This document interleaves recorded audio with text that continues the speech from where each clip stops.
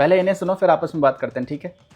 Sir 1 KG अगर access baggage हो जाए तो फ्लाइट आपसे हजारों रुपए का किराया वसूलती है, लेकिन कई घंटों के डिले के लिए क्या फ्लाइट हमें कॉम्पनसेट करती है? मैं आज माननीय मंत्री जी को कहना चाहूंगा कि कुछ ऐसा मैकेनिज्म बनाए कि हर घंटे के फ्लाइट के डिले के लिए एयरलाइन आम यात्री को कॉम्पनसेट करे, उसकी जेब में पैसा डाले।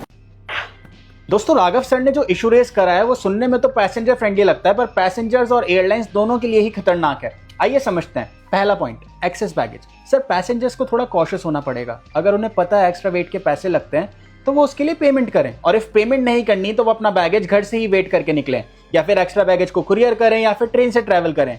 Sir, if they are not cautious they should definitely pay the price, and if free में एक्स्ट्रा लगेज अलाउ कर दिया तो फ्यूल एंड हैंडलिंग चार्जेस बढ़ जाएंगे, जैसे airlines at the end passenger से ही चार्ज करेगी by increasing there ticket price.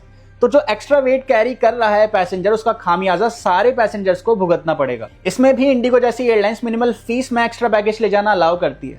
Sir, airlines wait carry करती है, इमोशंस नहीं। अब बात करते हैं हर घंटे में कॉम्पनसेशन देने की।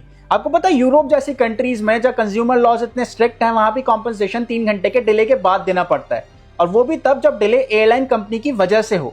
पर आवर वाला रूल कहीं नहीं है, क्योंकि एटीसी कंजेशन या वेदर एयरलाइन के हाथ में नहीं होता, और इंडिया में ज्यादातर डिलेज एटीसी और एयरपोर्ट कंजेशन की वजह से होते हैं, और जल्दी जल्दी में सेफ्टी भी कॉम्प्रोमाइज हो सकती है। सर, ये पिछले 5 सालों का प्रॉफिट का ग्राफ है इंडिगो और स्पाइस जेट का। इंडिगो जैसे तैसे प्रॉफिट मेंटेन कर रही है, स्पाइस जेट तो प्रॉफिटेबल भी नहीं है।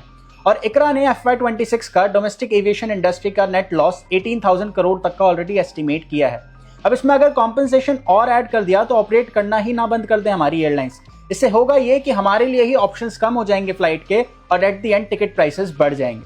सर, ये सुझाव सुनने में अच्छा है, लेकिन पैसेंजर्स या एविएशन इंडस्ट्री दोनों के लिए ही अच्छा नहीं है। अगर आपको सुझाव देने हैं तो आप एटीसी कंजेशन, एयरपोर्ट कंजेशन या एयरपोर्ट इंफ्रा को इंप्रूव करने की बात कीजिए। और एक सुझाव मैं आपको देना चाहता हूं कि अपनी ऐसी स्क्रिप्ट्स प्लीज किसी समझदार इंसान से रिव्यू करा लीजिए, नहीं तो आपके जितने भी अच्छे सुझाव हैं उन सभी की मेहनत पर पानी फिर जाएगा। Thank you.